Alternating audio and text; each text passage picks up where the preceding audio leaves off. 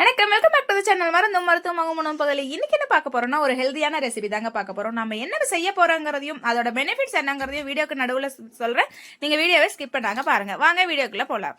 First இப்போ ஒரு அரை கப் அளவுக்கு நிலக்கடலை எடுத்து அதை நல்லா வறுத்து எடுத்துக்கலாம். நல்லா ட்ரை ரோஸ்ட் பண்ணணும்.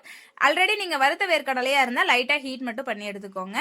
நல்லா வறுத்து எடுத்த பிறகு அதை எடுத்து ஓரமா வச்சிடலாம். இப்போ அதே பாத்திரத்துல ஒரு 2 ஸ்பூன் அளவுக்கு நெய் சேர்த்துட்டு நெய் உருகுனதும் அது கூடவே ஒரு கப் அளவுக்கு ராகி மாவு சேர்த்துக்கலாம்.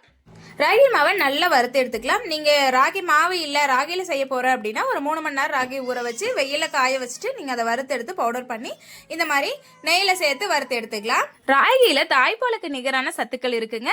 குழந்தைங்களுக்கு மட்டும் இல்ல, இது பெரியவங்களுக்கும் ரொம்ப சத்தான ஒரு உணவுனே சொல்லலாம். சர்க்கரை நோய் இருக்கிறவங்க, வெயிட் லாஸ்க்கு ட்ரை பண்றவங்க, எலும்பு பலத்துக்கு கால்சியம் சத்து அதிகம் நிறைந்த ஒரு உணவா வந்துட்டு நம்மளோட ராகி இருக்குங்க. இதை நம்ம கஞ்சியாவோ களியாவோ அடையாவோ தோசையாவோ எப்படி வேணாலும் சாப்பிடலாம். ஆனா குழந்தைங்களை சாப்பிட வைக்கிறதுங்கிறது நம்மளுக்கு ஒரு பெரிய சவாலாவே இருக்கும். அவங்களுக்கு நம்ம இந்த மாதிரி செஞ்சு கொடுக்கும் போது அவங்க ஈஸியா சாப்பிட்டுக்குவாங்க, விரும்பியும் சாப்பிடுவாங்க.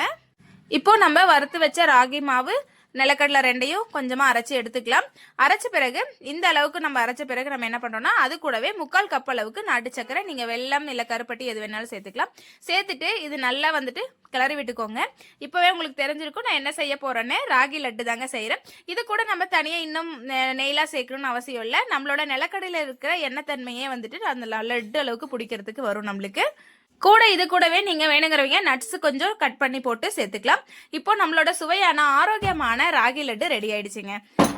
நீங்களும் வீட்டுல செஞ்சு பார்த்துட்டு கமெண்ட்ல சொல்லுங்க. வீடியோ பிடிச்சிருந்தா லைக் பண்ணுங்க, ஷேர் பண்ணுங்க. மறக்காம கொல்லிமலை நேச்சுரல் சோர்ஸ் சேனலை சப்ஸ்கிரைப் பண்ணிக்கோங்க. கூடவே மேல இருக்க பெல் ஐக்கானை கிளிக் பண்ணிட்டு ஆளுங்கிற ஆப்ஷனை சூஸ் பண்ணிக்கோங்க. அப்பதான் நாம போடுற வீடியோ உங்களுக்கு உடனுக்குடனே நோட்டிபிகேஷன்ல வரும்.